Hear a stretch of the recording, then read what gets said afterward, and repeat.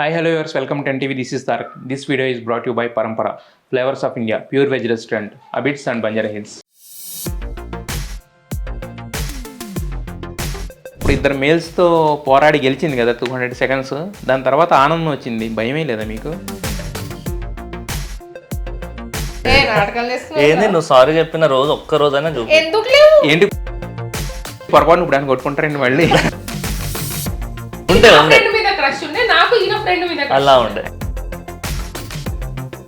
నాకు పెళ్లి తర్వాత తెలిసింది కదా క్రష్ అని. ఇప్పుడు గుర్తు చేసుకుంటే అరే అందుకే అదే అదే ఇప్పుడు తీస్తుంది ఫోల్డర్ లా ఉంటుందా సేవ్. మరి తెలంగాణ అమ్మాయి మహారాష్ట్రియన్కి ఎలా కనెక్ట్ అయింది? అంతే, ప్రేమ గుడ్డిది అంటారు కదా. ప్రస్తుతానికి మనతోటి ఏంటంటే జీ తెలుగులో ఫ్యామిలీ నెంబర్ 1 అనే ఒక షో వచ్చిందని అందరికీ తెలుసు. దాంట్లో ఫ్యామిలీ నెంబర్ 1 ఆ షోకి విన్నర్గా నిలిచినటువంటి కపుల్ ఎవరో కూడా మనకు తెలుసు. None other than Dharani Priya and Mohit గారు. అలాగే వాళ్ళ క్యూట్ పాప నేను కూడా ఉన్నానని చెప్పేసి చెప్తున్నాను. సో ముగ్గురు మనతో ఉన్నారు. అంటే మిమ్మల్ని ఈ ఫ్యామిలీ పోస్టర్ చూస్తేనే అర్థం అవుతుంది అనమాట ఫ్యామిలీ నెంబర్ 1 అనేది మీకు ఎందుకు వచ్చింది అనేది యాక్చువల్గా. ఎందుకంటే ఆవిడేమో చకచకా మాట్లాడతారు, మీరేమో ఆవిడ ఏం మాట్లాడుతుంది అనేది అబ్జర్వ్ చేసి దానికి తగ్గట్టుగా మీరు రెస్పాండ్ అవుతారు. మీ పాప ఏమో ఇంకా ఉందంటే ఆవిడ మొత్తం ఒక క్యూట్ వైబ్ అనేది క్రియేట్ చేస్తుంది. కాబట్టి none other than family members మీరు ఆడక్కర్ల గేమ్ ఆడకుండానే ఇచ్చేయచ్చు యాక్చువల్గా. అలా ఉంది మీ ఫ్యామిలీ ఫోటో చూస్తుంటే, మాకు పోస్టర్ చూస్తుంటేనే ఒక క్యూట్ ఫ్యామిలీ అని అనిపిస్తుంది.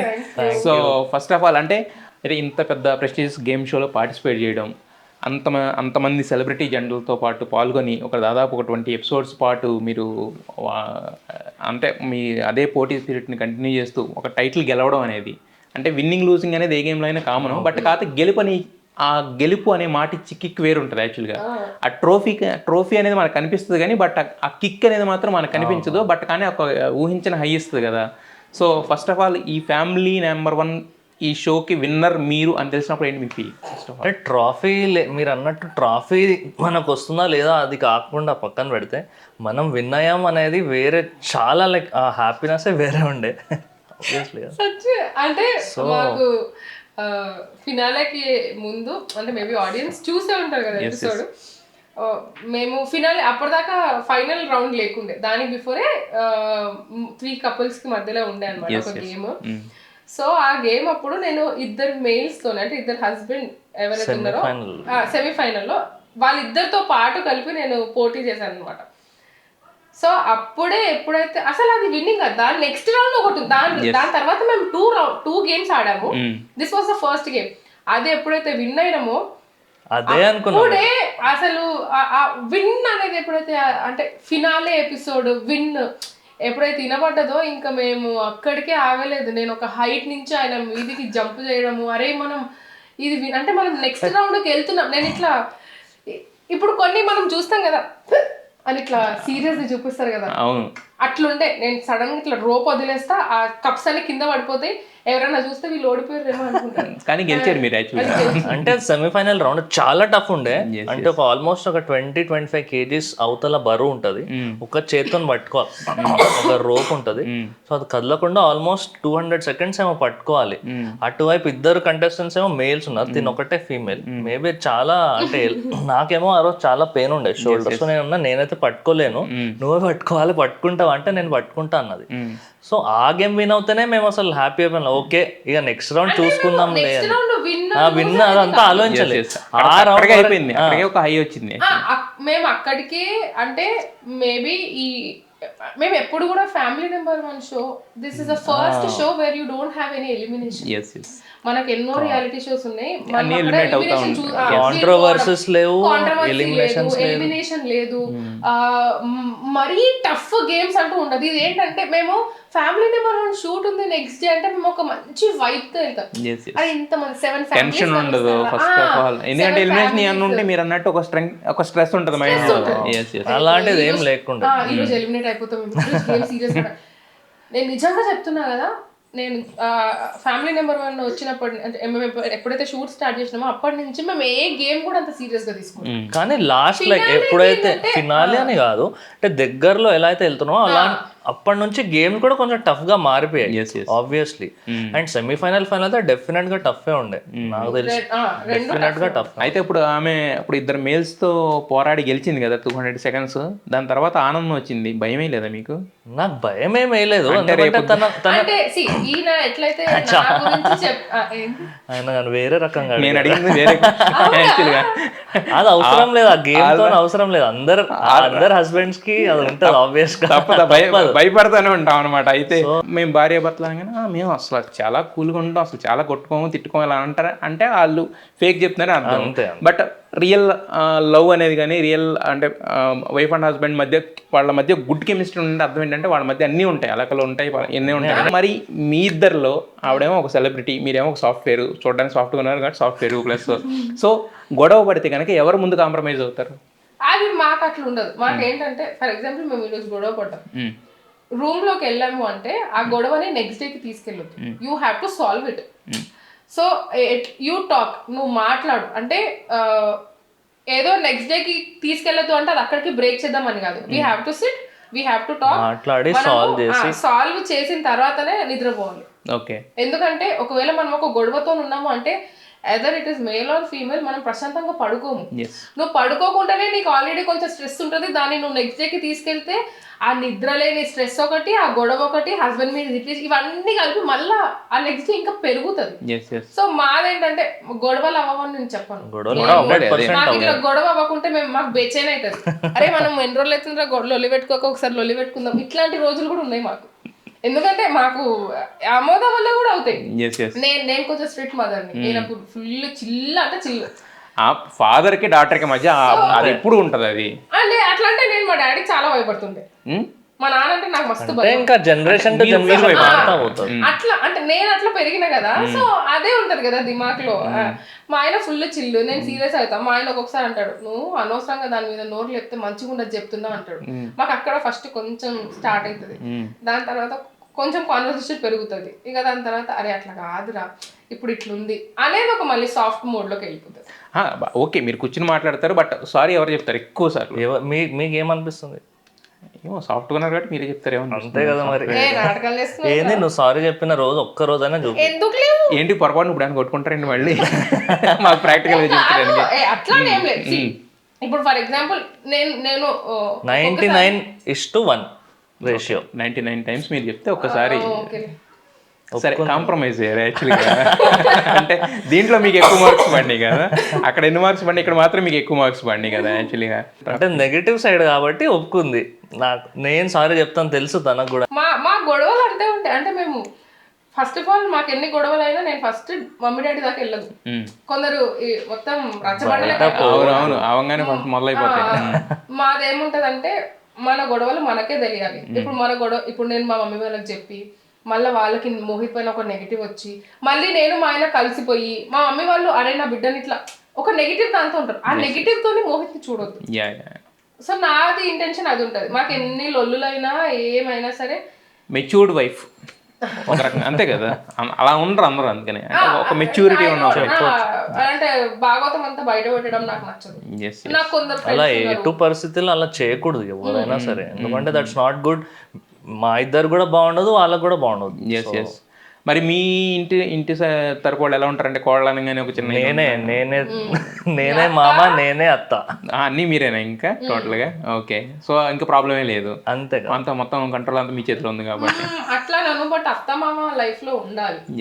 బట్ అన్ఫార్చునేట్ పెద్దవాళ్ళు ఉంటేనే మనకి కొన్ని పద్ధతులు తెలుస్తాయి.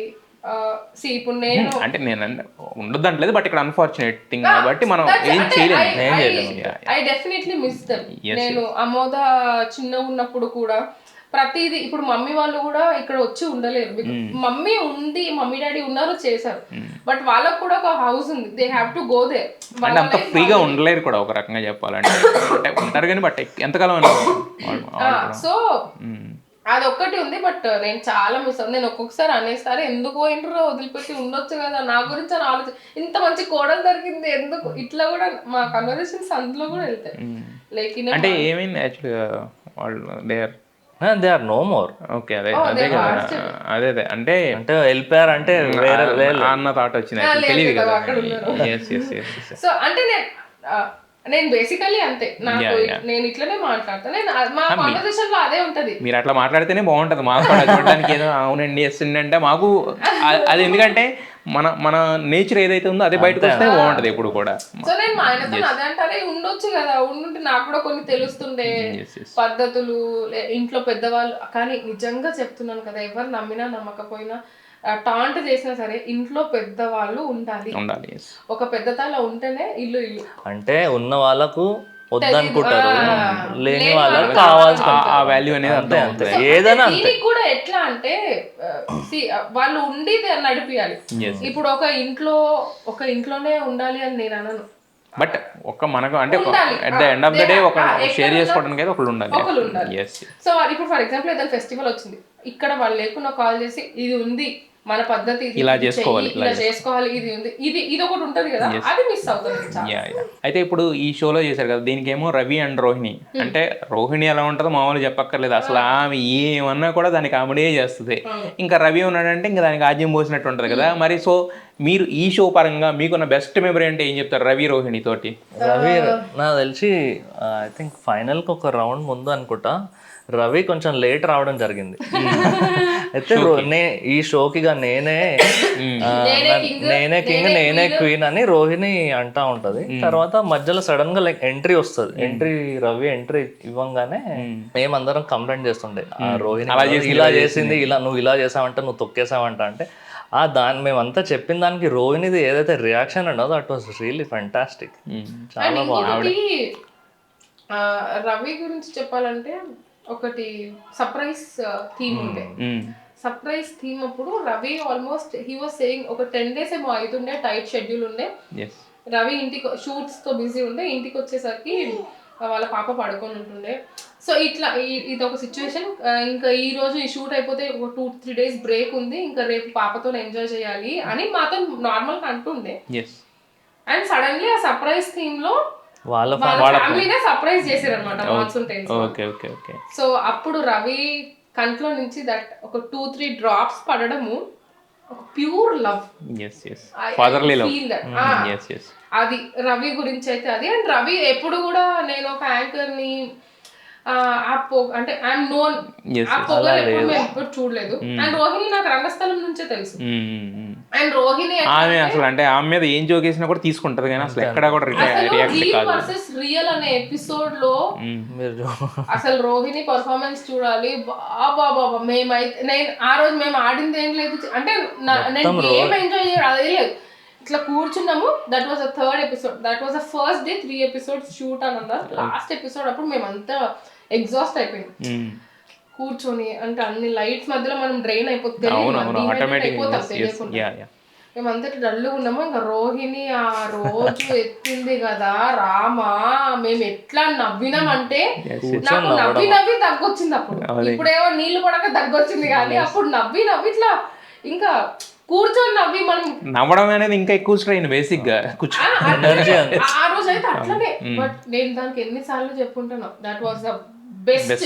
నేను ఆ రోహిణిని చాలా మిస్ అవుతుంది, బికాస్ మేము రంగస్థలంలో చూసిన రోహిణి వేరు, ఒక హౌస్ కి వెళ్ళినప్పుడు చూసిన రోహిణి వేరు, బయటకు వచ్చిన తర్వాత రోహిణి వేరు. సో అట్లా నేను కొన్ని రోహిణిలు చూస్తున్నాను, అందులో నాకు అరే ఇదిరా రోహిణి అని అనిపించింది మాత్రం ఆ ఎపిసోడ్ తర్వాత నుంచి ఎప్పుడు మళ్ళీ డల్ లేదు. ఆ రోజు ఏందో అంతే, వాళ్ళిద్దరితోనే అది బెస్ట్. అయితే మీ గురించి ఎక్కడ సెట్ చేసినా మీ ఇద్దరు లవ్లో పడ్డారు, లవ్ మ్యారేజ్ చేసుకున్నారు అని తప్పనిచ్చి ఆ లవ్ ఇంకేమి అంతమించి ఏమీ రావట్లేదు యాక్చువల్గా. అదే అందుకనే మీ లవ్ స్టోరీ మీరే చెప్పండి, ఎంత క్యూట్ గా ఉన్న కపుల్ ఎలా సెట్ అయ్యారు, ఎలా కనెక్ట్ అయ్యారు అనేది. అంటే మేము క్లాస్మేట్స్ ఒకటే స్కూల్లో చదువుకున్నాం, అప్పటి నుంచి తెలుసు. కానీ అప్పుడు ఏంది ఎక్కువ అంటే తూనిగా లవ్ స్టోరీ లేదు, అస్సలు కాదు. అంటే అప్పుడు తూనిగా ఖుషియా ఏది చిన్నప్పుడు చిన్నప్పుడు తెలుసు అంతే. తర్వాత లైక్ 2-3 years ఏం కనెక్షన్ కూడా లేదు. తర్వాత 2-3 years అంటే after school. After school intermediate అసలు కనెక్షన్ లేదు. ఈయన స్కూల్లో 8th and 9th 10th ఉన్నా అంతే. తర్వాత తను వేరే కాలేజ్ వెళ్ళింది, నేను తర్వాత వేరే కాలేజ్, అసలు ఏం కనెక్ట్ తెలియదు కూడా. ఆయన బీకామ్, దాని తర్వాత ఫేస్బుక్ లో కలిసి అక్కడ నుంచి. బట్ అంటే యాక్చువల్గా అంటే 8th 9th 10th మనం అంటే దాన్ని విమర్శించే ఏజ్ కదా, కానీ బట్ కాకపోతే ఒక క్రష్. 8th 9th అంటే అమ్మో లేదు లేదు అలా ఒక చిన్న క్రష్ అలా క్రష్ ఆ స్టేజెస్ ఉన్నా సరే ఉంటది, ఎందుకు ఉండదు అసలు. అంటే ఇప్పుడు జస్ట్ ఒక అమ్మాయి ఉందని తెలుసు తప్ప అసలు మాట్లాడడం అనేది కూడా ఎక్కువ లేకుండా. సరే అమ్మాయిని పక్కన పెడితే అసలు ఎవరి మీద క్రష్ ఉండదు అట్లీస్ట్. ఉండే మీద క్రష్ ఉండే, నాకు ఈయన ఫ్రెండ్ మీద అలా ఉండే. అయ్యో ఇది ఒక క్రాష్ క్రాష్ అయింది అంతే.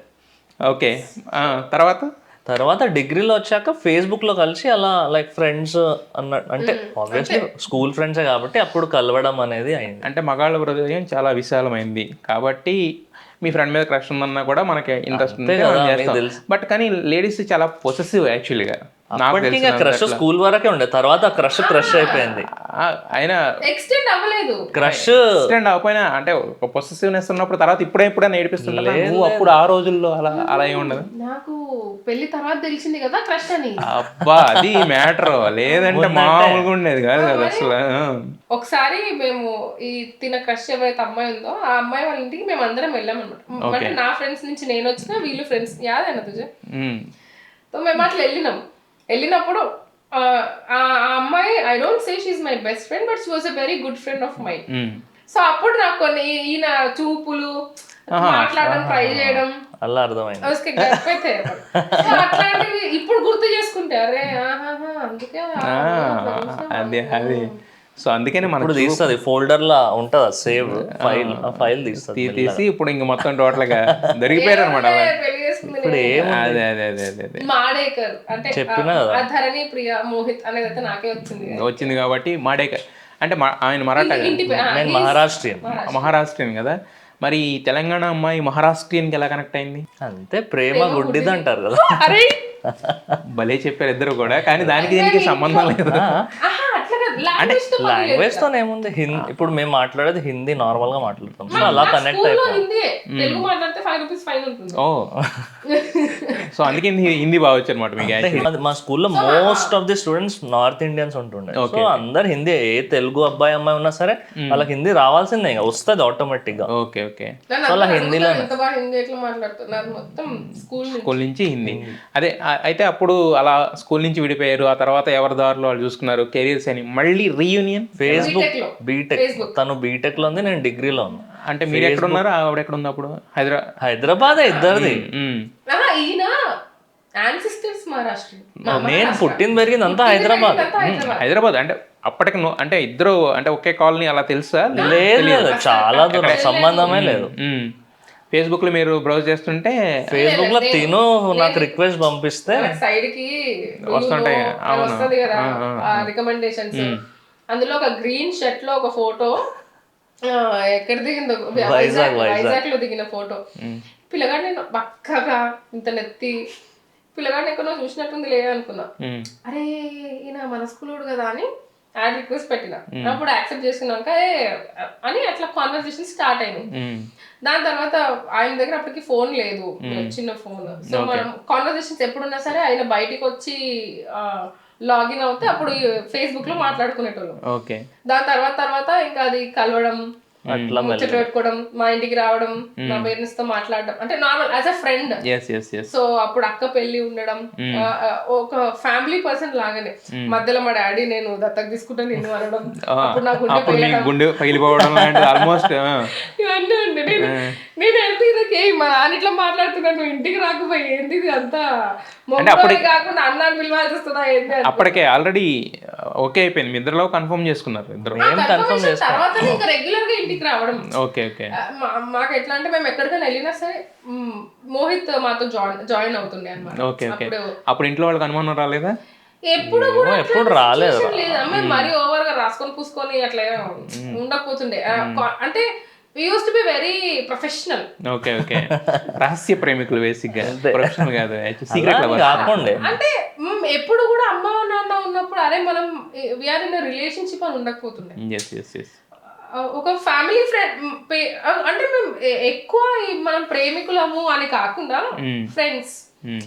దాని మీదనే ఇప్పుడు కూడా అంతే. అట్ ప్రెసెంట్ ఆల్సో మేము వైఫ్ అండ్ హస్బెండ్ దానికంటే ఫ్రెండ్స్ అనే దానిపై నేను మా ఆయనతో అదే అంట, అరే నాకు ఎందుకు మనం ఫ్రెండ్స్ ఉన్నప్పుడు ఇంకా బాగా అనిపిస్తుంది రా పెళ్లి తర్వాత కంటే అని అంట. అప్పుడు ఎంత ఓపెన్ గా అయితే ఉంటామో, ఎట్లయితే షేర్ చేసుకుంటామో, ఏదైతే ఇంపార్టెన్స్ ఉంటుందో, ఒక పెళ్లి అనేది రిలేషన్ ని స్ట్రాంగ్ చేస్తుందేమో కానీ కొన్ని ఏమంటారు బార్డర్స్ పెట్టేస్తుంది. మనం బోర్డర్స్ కన్నా కూడా ఇంకోటి ఏంటంటే ఆల్రెడీ పెళ్లి అయిపోయింది కదా, సరే ఇంకా మన మైండ్ అనే థాట్ వచ్చేసిన తర్వాత ఉండదు అంతే. అది న్యాచురల్, అదే హ్యూమన్ టెండెన్సీ అంతే, అది ఎవరు మార్చలేరు. దూరంగా ఉన్నప్పుడు ఏంటంటే మనకు వస్తుందా దక్కుతుందా ఇది ఉంటది, వచ్చేసిన తర్వాత ఏంటంటే మన దగ్గరే ఉంది కదా. ఎవరైనా అంటే అది పెళ్లి అని కాదు, ఏ వస్తువు అయినా తీసుకోండి, ఈ వస్తువు తీసుకున్న తర్వాత అదే అంటే పెళ్లి అనేది ఏంటంటే ఇద్దరు కాబట్టి, హ్యూమన్స్ కాబట్టి వాళ్ళకి కూడా అర్థం అవుతుంది అట్లీస్ట్, మిగతా వాటికి తెలియదు చెప్పలేము కదా ఎక్స్ప్రెస్ కాబట్టి. అయితే మీరు పెళ్ళైన తర్వాత అంటే ఫీల్డ్లోకి రావడం అయితే పెళ్ళైన తర్వాత వచ్చారా? నా బీటెక్ 14 లో అయిపోయింది. ఓకే. అది అవ్వడంతోనే నేను ఒక లోకల్ ఛానల్లో వర్క్ చేయడం, మళ్ళీ అక్కడ నుంచి జెమినీ కామెడీకి వెళ్ళడం, అక్కడ చేయడం. దాని తర్వాత జెమినీ కామెడీలో ఉన్నప్పుడే పెళ్ళయింది. పెళ్ళైన తర్వాత మళ్ళీ జెమినీ కామెడీ నుంచి రావడం జరిగింది. అక్కడి నుంచి ఇంకా అక్కడ చేయలేదు. అప్పుడు ఒక బ్రేక్ లో ఉండే. That was a very tough time because పెళ్లి నవంబర్ లో అయింది, జనవరి ఆర్ ఫిబ్రవరిలో ఛానల్ నుంచి బ్రేక్. సో అప్పుడు ఏం లేదు చేతిలో, ఆపర్చునిటీస్ ఏం లేవు, కాంటాక్ట్స్ లేవు, ఏది లేదు. కొన్ని రోజులు ఖాళీగా ఉండే, అట్లా ఏడుస్తూ కూర్చుంటుండే. సో అప్పుడు లక్కీలీ ఒక మూవీ ఆపర్చునిటీ వచ్చింది, దువ్వాడ జగన్నాథ్. డీజేలో హీరోయిన్ ఫ్రెండ్ ఎక్కడో, మనకు అప్పటికి మూవీస్ అంటే ఇది అది తెలియదు కదా, కనిపించడం ఇంపార్టెంట్ అని దువ్వాడ జగన్నాథంలో చేయడం జరిగింది. దువ్వాడ జగన్నాథం తర్వాత I thought it will be a break. అంటే బ్రేక్ అంటే మనకి చిన్న చిన్న క్యారెక్టర్స్ రావడం కూడా ఒక ఆర్టిస్ట్ కి బ్రేక్. సో అట్లా అనుకున్నా, కానీ అక్కడ క్లిక్ అవ్వలేదు. దాని తర్వాత మళ్ళీ నేల టికెట్ మూవీలో హీరోయిన్ ఫ్రెండ్ గా చేసా, బాలకృష్ణుడులో హీరోయిన్ ఫ్రెండ్ గా చేసా. దాని తర్వాత వెళ్ళలేదు, కాంటాక్ట్స్ స్ప్రెడ్ అవ్వడం ఇవేమీ లేవు. సో ఇంకా ఏం లేదు ఇప్పుడు అన్నప్పుడు రంగస్థలం డాన్స్ షో వచ్చింది. దాని నుంచి రంగస్థలం డాన్స్ షో నుంచి యాక్చువల్లీ వెనక తిరిగింది అన్నది లేదు, కానీ ఒక 2 months బ్రేక్ అయితే ఉండే. ఒక 2 months రంగస్థలం మధ్యలో పోయింది, 1 month అనుకుంటా. అప్పుడు అంటే మంచి బిజీ షెడ్యూల్ లో మళ్ళీ ఒక 1 month 1.5 months బ్రేక్ వచ్చింది. దాని తర్వాత మళ్ళీ V6 రావడంతోనే ఒక 4 years ఆ ప్రెగ్నెన్సీ ఒకటి పక్కన పెట్టి ఇట్ వాస్ వితౌట్ బ్రేక్. మీరు పెళ్లి చేసుకునేటప్పుడు జస్ట్ యాంకర్ కదా, బట్ కానీ అంటే ఈ ఫీల్డ్ లో అనేసరికి ఏంటంటే కొంతమందికి అంటే అందరికని నేను చెప్పను, బట్ కొంతమందికి ఏంటంటే యాక్సెప్ట్ చేయాలా వద్దా ఇలాంటివి ఉంటాయి కదా. మరి మీకు ఏం అనిపించలేదు? అదే చెప్తాను, నువ్వు ఏం చేస్తావో చేయి, నీకు తెలుసు. ఫ్రీడమ్ ఫుల్ గా ఇప్పుడు కూడా నువ్వు ఏ ఆపర్చునిటీ. మమ్మీ డాడీ వాళ్ళకి నేను ఎప్పుడైతే ఇండస్ట్రీలో వస్తానని చెప్పానో, డాడీ ఇట్లా జెమినీ కామెడీ ఇట్లా ఆపర్చునిటీ వచ్చిందంటే anchoring he was okay, but he was not okay for movies. Okay. అసలు వద్దని చెప్తుండే. బట్ పెళ్లి తర్వాతనే he is like, you do what you want to do, but you know your limits. నువ్వు వేసుకునే బట్టలు కూడా నీ ఇష్టం, కానీ నీ లిమిట్స్ ఏంటో నీకు తెలుసు. నువ్వు తిరిగే ఫ్రెండ్స్ కూడా నీ ఇష్టం, కానీ నీ లిమిట్స్ నీకు తెలుసు. For everything you know what నా లిమిట్స్ ఇవి, నేను ఇంతవరకే యాక్సెప్ట్ చేస్తా అని మోహిత్ ఎప్పుడు చెప్పలేదు, అండ్ ఎప్పుడు చెప్పడు కూడా. దానికంటే ఎక్కువ ఒక ట్రస్ట్ ఉండాలి పార్ట్నర్ అనే దాని మీద. ఆ ట్రస్ట్ ఎప్పటికి ఉంటుంది, తనకు కూడా తెలుసు. సో అయితే మీరు చేసిన క్యారెక్టర్స్ చిన్నవి ఉండొచ్చు, బట్ సినిమాలు పెద్దవి కదా. అంటే ఒక దువ్వాడ జగన్నాథం కానీ, నేల టికెట్ కానీ, మరి ఎవరితో ర్యాప్ ఉండేదంటే హీరోయిన్ ఫ్రెండ్స్ అంటే అట్లీస్ట్ ఒక హీరో అంటే రవితేజ గారు. నేను ఎప్పటికీ ఆయన అదే అడ్మైర్ చేస్తా. రవితేజ సార్ ఎప్పుడు కూడా వీళ్ళు ఫ్రెండ్స్ క్యారెక్టర్ చేస్తున్నారు లేదా వీళ్ళది చిన్న రోల్ అనేది చూడరు. చిన్న క్యారెక్టర్ చేసినా సరే he or she is an actor. So వాళ్ళు అందులో యాక్ట్ చేస్తున్నారు. సో యూ హ్యావ్, ఆయన ఎంత క్లోజ్గా ఉంటారంటే మీరు నమ్మండి నమ్మకపోండి, మా ఆయన బర్త్డే ఉండే, మా ఆయన ఫేవరెట్ హీరో రవితేజ సార్. నేను అప్పటికి నేటికి మూవీ చేస్తున్నా, మాకు అప్పుడు అయిపోయింది అనుకుంటా, కానీ మూవీ షూట్ అవుతుంది. సో కళ్యాణ్ సార్కి కాల్ చేసి, నేను డైరెక్టర్ గారు కేకే గారికి కాల్ చేసి, సార్ ఇట్లా మోహిత్ బర్త్డే ఉంది, నేను Ravi Teja sir favourite hero, so I just want my husband, ఆయనకి సర్ప్రైజ్ ఇద్దాం అనుకుంటున్నా అంటే, నువ్వు లొకేషన్కి వచ్చేయచ్చు అన్నారు. సో చిలుకూరు చిలుకూరు దగ్గర లొకేషన్ ఉండే. నేను వెళ్తే మీరు నమ్మరు సార్ 1 hour టైం మాకు ఇచ్చారు తెలుసా. అసలు నార్మల్ గా కూర్చొని బ్రేక్ ఉండే, బ్రేక్ లో అయినా సరే నేను చాలా అంటే నేను చూసాను దే డోంట్ అసలు ఎవరితో అవును చాలా వాళ్ళ ఉంటారు. 1 hour టైం మాకు ఇచ్చి మాతో టైం స్పెండ్ చేసిండ్రు. That was the best moment with sir. And అయితే ఇంకా మీకు అంటే పెళ్లి చేసుకున్న దానికన్నా ఎక్కువ ఆనందం ఆ రోజు వచ్చి ఉంటుంది నాకు తెలుసు. మా ఆయనకి ఇట్లా చలో ఈయన సెలబ్రిటీ ఈయన హీరో అనేది ఉండదు. కానీ తెలుగులో రవితేజ గారి మూవీ వస్తుందంటే హిల్ వాచ్, హిందీలో అక్షయ్ కుమార్ గారి మూవీ వస్తుందంటే హిల్ వాచ్. అదే అంటున్నాను అనేది ఒక బెస్ట్ హీరోతో ఒక 1 hour టైం స్పెండ్ చేయడం అనేది నార్మల్ గా కాదు అసలు. చాలా అంటే నాకు కూడా అసలు తెలియదు ఆ రోజు వరకు అంత సింపుల్ గా ఉంటారా హీరో కూడా. మరి 1 hour ఏం మాట్లాడారు మీతో కన్వర్సేషన్? అంటే చాలా లైఫ్ గురించి అండ్ నాకు ఇండస్ట్రీ గురించి ఆయన చాలా విషయాలు చెప్పారు. సో అవి you have to think about it. అంటే వెన్ యూఆర్ ఎంటరింగ్ కొన్ని పాయింట్స్ ఉంటాయి వీటి గురించి కూడా అంటే ఆలోచించాలి. అండ్ ఇండస్ట్రీ అంటే కొన్ని చాలా నెగటివ్స్ ఉంటాయి, పాజిటివ్స్ రెండూ ఉంటాయి. అండ్ నువ్వు పాజిటివ్ ఉన్నా సరే నెగిటివ్ చెప్పే వాళ్ళు కూడా ఉంటారు నీ గురించి. అంతే నువ్వు అంటే నువ్వు నెగిటివ్ వినంగానే ఎవడిది ఇట్లా ఇది కాదు, ఇది కామన్ ఇక్కడ. You have to take it what ever comes. నీకు అది కరెక్ట్ అనిపిస్తే నువ్వు తీసుకో, కరెక్ట్ కాదు అనిపిస్తే నువ్వు తీసుకో, అంతేగాని దాని గురించి దాని వెనుక పడడం ఇస్ నాట్ కరెక్ట్. అండ్ అదొకటి. ఇంకొకటి నెల టికెట్ తర్వాత రంగస్థలం షో ఉండే అండ్ అమర్ అక్బర్ ఆంటోనీ షూట్ అనుకుంటా. అప్పుడు సార్ షూటింగ్ అన్నపూర్ణలో అవుతుండే, రంగస్థలం సెట్స్ కూడా అక్కడే. సో నాకు తెలిసింది అరే రవితేజ సార్ మూవీ, అరే నేను సార్తో నేలే టికెట్ చేసినా కదా ఒకసారి మాట్లాడాలి, నేను ఎట్లా అడ్రస్ చేయాలి నా గురించి, నేను ఏమని చెప్పాలి నా గురించి, సార్ నేను సో మూవీలో చేశాను అని చెప్పాలా, ఎంతో మంది చేస్తారు ఎట్లా గుర్తుపడతారు, ఇదంతా ఉండే. సో క్యారీవాన్లో నుంచి ఇప్పుడే షార్ట్కి వెళ్ళారు అని అంటే నాకు అప్పుడే ఆర్టిస్ట్ ప్రవీణ్ గారు ఉన్నారు, ప్రవీణ్ గారు అనిపించారు. ప్రవీణ్ గారు నేను కూడా వస్తాను అంటే ఆయనకు అనిపిస్తే ఎవరైనా ఉంటే కదులుతారు అక్కడి నుంచి. నేను ఆయనతో పాటు వెళ్ళిపోయినా. హాయ్ సార్ అనగానే భరద్వాజ్, నేను ఇండస్ట్రీకి వచ్చినప్పుడు ప్రియా భరద్వాజ్ అనే పేరు పెట్టుకున్నా. ఓకే. సో భరద్వాజ్ అని అన్నారు సార్. షాకా అసలు ఫ్యూజ్ అవుట్, ఆయన అట్లెట్లా గుర్తుపెట్టుకున్నాడు నన్ను అని.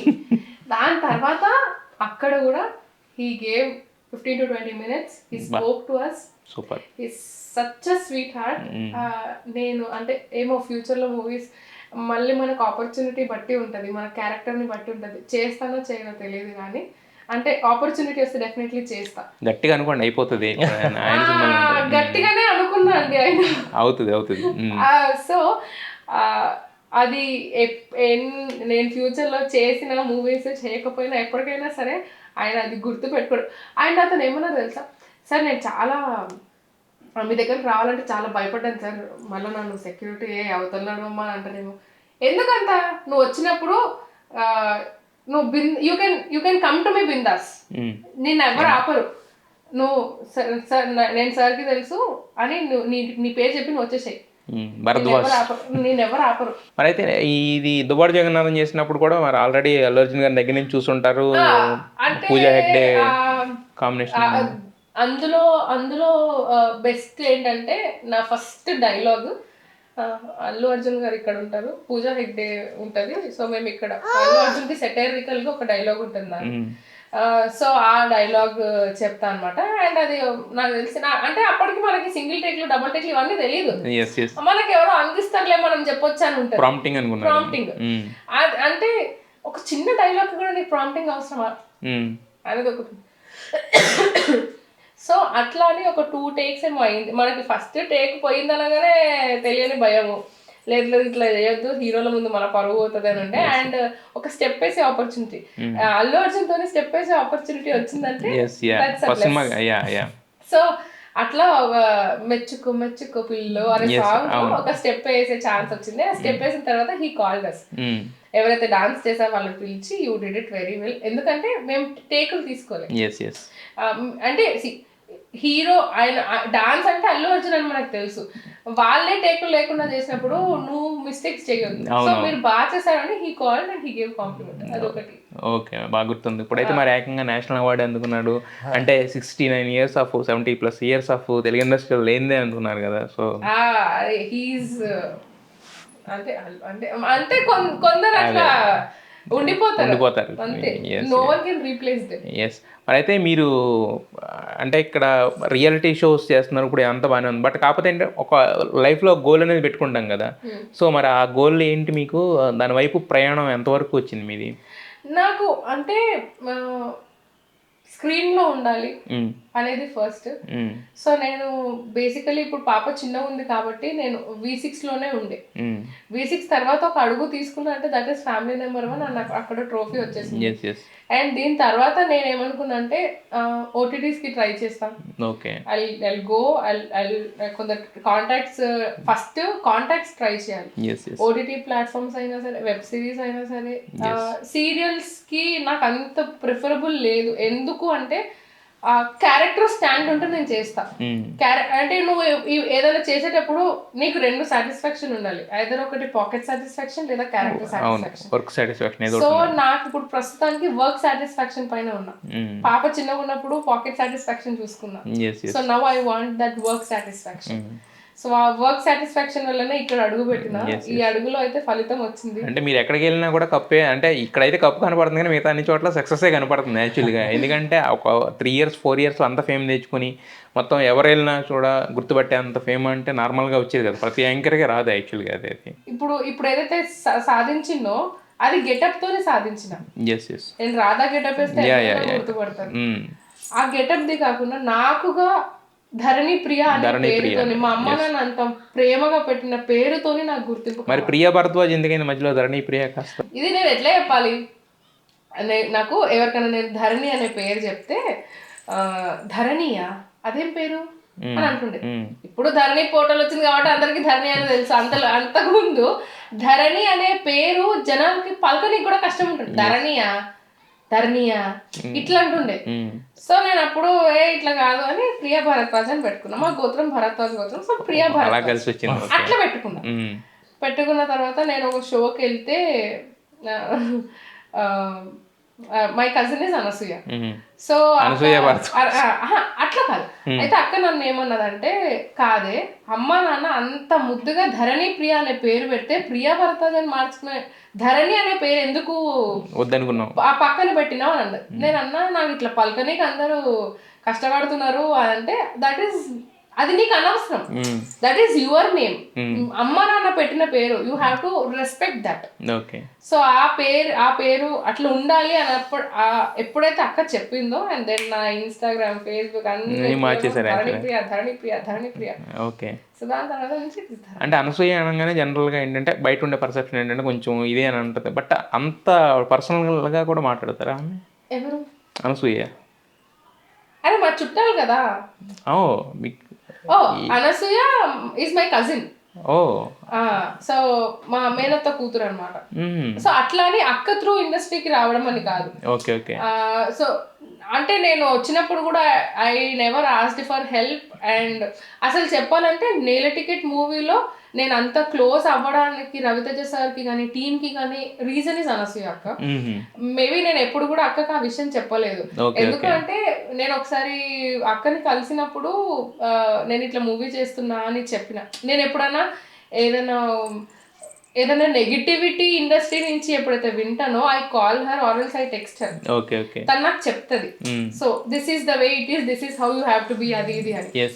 సో అట్లా నేను ఒక రోజు నెల్ టికెట్ చేస్తున్నా అంటే she immediately called Kalyan sir. ఇట్లా my sister is working, my cousin is working in your movie అది ఇది అని చెప్తే ఇంకా నెక్స్ట్ డే నుంచి అట్లా అనసూయ కజిన్ అని ఆ సెట్ స్ప్రెడ్ అయిపోయింది. సో అట్లా అంటే ఇప్పుడు మనం తెలిసిన వాళ్ళ తరఫు నుంచి అంటే కొంచెం ఉంటది కదా, అది ఉండే. అంతేగాని అంటే ఇప్పుడు అక్క నాకు ఎప్పుడు అదే అంటది, I say where to go. Like for example పలానా చోట ఆడిషన్ అవుతుంది అంటే I can say you go there and give performance. అంతేగాని నా చెల్లి వస్తుంది నువ్వు క్యారెక్టర్ ఇయ్యి అని నేను ఎప్పుడు నా సొంత చెల్లెకు నేను అట్లా చెప్పా.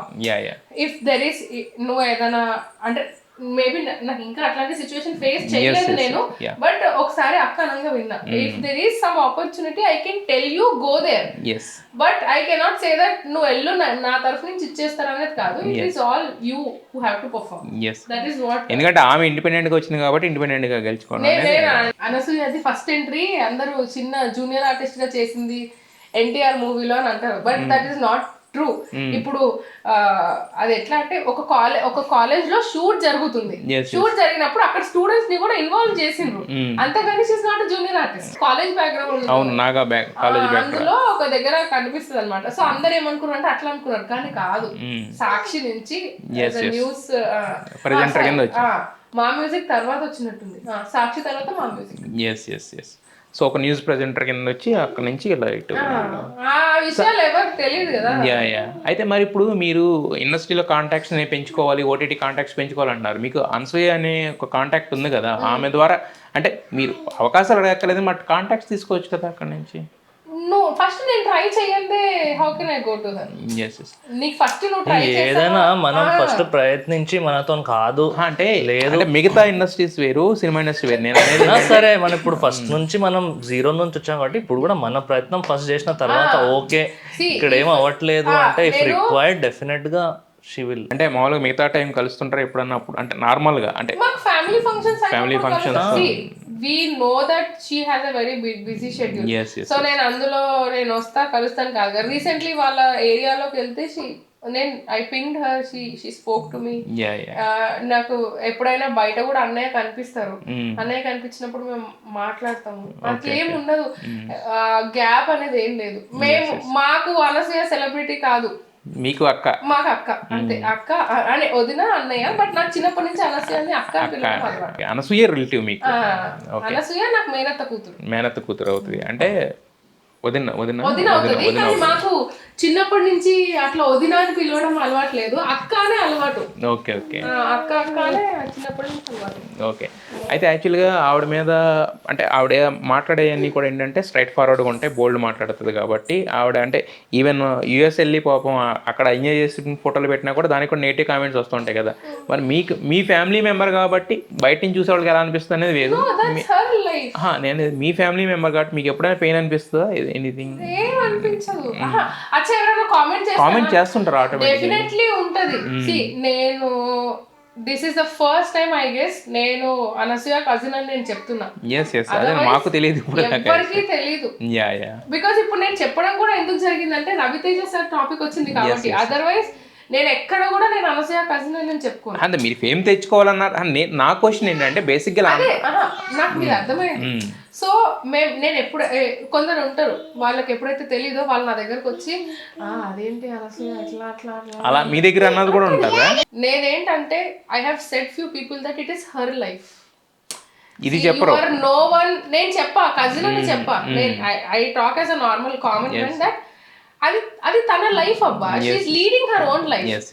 నీకు నచ్చితే నువ్వు ఫాలో అవ్వు, నీకు నచ్చకపోతే అన్ఫాలో కొట్టు, అంతేగాని నువ్వు ఆమె లైఫ్ ఫాలో అవుతూ అంటే అంటే నేను ఈ విషయం కూడా ఆంటీ అనే దానిపైన వచ్చింది కదా, సో దాని విషయంలో కూడా మేము ఇట్లా అనుకున్నప్పుడు షీ వాజ్ లైక్ ఇప్పుడు అమోద ఉంది, అమోద ఆంటీ అని పిలిస్తే దెర్ ఇస్ ఎ మీనింగ్. ఇప్పుడు మోహిత్ ఆంటీ అని పిలిస్తే that doesn't make any sense. So తను చెప్పింది ఏంటి అంటే అంటే ఇప్పుడు నా పిల్లల ఫ్రెండ్స్ ఉంటారు, వాళ్ళు నన్ను ఆంటీ అనే పిలుస్తారు, కానీ గాడిదంత ఎత్తు అయినోడు కూడా నన్ను ఆంటీ అని పిలుస్తే నేను ఎట్లా భరిస్తా? ఒక ముసలోడు కూడా వాడికి దట్ డజంట్ మేక్ సెన్స్. ఆ పాయింట్ లో తను సీరియస్ అయితే ఇది ఎక్కడికో ట్రోల్ చేసుకుంటే ఎక్కడికో తీసుకుపోయిండు, అది కాదు, అది కరెక్ట్ కాదు. నేను ఎందుకు అడుగుతున్నా అంటే అదే మామూలు జనరల్ పీపుల్ అనిపిస్తుంది కదా, మీ ఫ్యామిలీ మెంబర్ కదా. సో నేను ఎప్పుడైతే తన గురించి నెగిటివ్ వింటానో ఇట్ డెఫినెట్లీ హర్ట్స్, బట్ అది తన లైఫ్ అబ్బా. ఇప్పుడు నీ లైఫ్ లో నువ్వు నచ్చింది చేస్తావు అంటే నువ్వు పక్కోళ్ళ లైఫ్ లో పుల్లలు పెట్టడానికే కూర్చున్నావా? కాదు కదా, నీ ఓన్ లైఫ్ లో నువ్వు లీడ్ చేస్తావు. బట్ ఇంకోటి ఏంటంటే మన లైఫ్ లో జరిగిన ప్రతిదీ మనం ఎక్స్పోజ్ చేసుకోలేమేమో. అవును, ఇప్పుడు పబ్లిక్ లో పెట్టలేమేమో, దానికి కూడా ధైర్యం ఉండాలి బేసిక్ గా. ఇప్పుడు తను వెళ్ళింది, తను ఎంజాయ్ చేసింది, ఫోటోలు పెట్టుకుంది, నీకు నచ్చినాయా లైక్ కొట్టు, నీకు నచ్చలేదా అన్ఫాలో కొట్టు, లైక్ కొట్టకు. నేను నాకు ఇన్స్టా ఫాలోవర్స్ ఎవరైతే ఉన్నారో ఎవరైనా నాకు కొందరు నేను పాపతో రీల్ చేస్తే నువ్వేమన్నా నేను స్టార్టింగ్ లో పాప ఫేస్ రివీల్ చేయాలి, చేయకపోతే నువ్వు విరాట్ వాళ్ళని ఫాలో అవుతున్నావు ఏంటి, విరాట్ కోహ్లీ వాళ్ళు అనుష్క వాళ్ళు రివీల్ చేయలేదని వాళ్ళని చూసి నువ్వు నేరుస్తున్నావా అనే కామెంట్స్ కూడా ఉన్నాయి. అరే నేను కన్నారా, నాకు తెలుసు కాంప్లికేషన్స్ ఏందో, మాకు చెప్పిండ్రు లైక్ పాపని జాగ్రత్తగా 1 year చూసుకోవాలి మీరు అని డాక్టర్స్ మాకు చెప్పిండ్రు, మేము అందుకే రివీల్ చేయలేదు.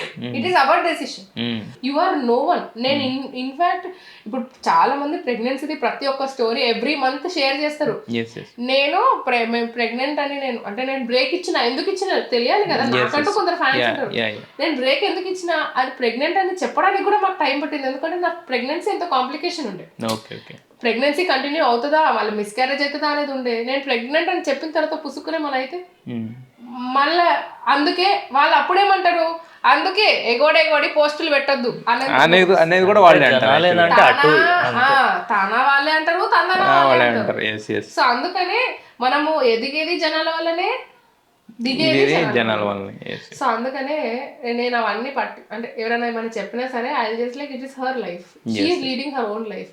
ఐ హావ్ అంటే we know what are the struggles what she has faced. So అందుకనే నీకు తెలియనప్పుడు నువ్వు మూసుకోవాలి, నీకు తెలిసి ఉంటే నువ్వు మాట్లాడు.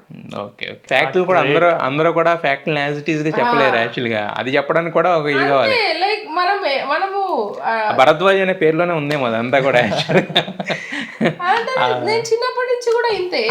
నేను అనేది అదే, ఇప్పుడు మేము అనసూయ భరద్వాజని చూసాము, ప్రియా భరద్వాజని చూసాము, ఇద్దరు కూడా ఆల్మోస్ట్ అంటే అదే ఫైర్ బ్రాండ్ లాగా ఉన్నట్టు ఓపెన్ గా చెప్పగలుగుతున్నారు కదా. నేను అనేది ఆ విషయం గురించి అనమాట యాక్చువల్లీ. అయితే మీ పాపకి ఇంతకు ముందు కూడా ఏమన్నా కాంప్లికేషన్స్ అన్నది అంటే ఏంటి వాట్ అంటే ఏదైనా అంటే she has got health issue ఉండే. మాకు పాప పుట్టినప్పుడు ఆ హెల్త్ యాక్చువల్లీ కడుపులో ఉన్నప్పటి నుంచే ఆ హెల్త్ ఇష్యూ డయాగ్నోస్ అయింది. అప్పటికే అవ్వట్లేదు అంటే ఏం ప్రాబ్లం ఉండే అది అంటే నాకు 4th month నుంచి నేను 4th month నుంచి బెడ్ రెస్ట్ లో ఉండే. 4th, 5th, 6th, 7th అంటే ఒక్కొక్క మంత్ ఒక్కొక్క ప్రాబ్లం. ఒక రోజు 7th month లోనేమో డెలివరీ తొందరగా అయిపోవచ్చు, ఫ్లూయిడ్ ఎక్కువ ఉంది అన్నారు. షుగర్ టెస్ట్ చేద్దామంటే షుగర్ లేకుండే, అట్లా ఒక్కొక్క ప్రాబ్లం. చలో పాప వచ్చింది కదా అంటే పాప ఏంటంటే ఏడుస్తూ ఒక రోజు బ్లూ అయిపోయింది.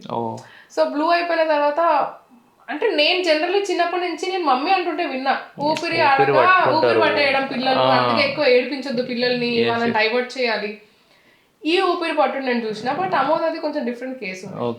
సో అండ్ దెన్ మయస్థీనియా అనే ఒక ప్రాబ్లం ఉంది, that got diagnosed when she got admitted in the hospital.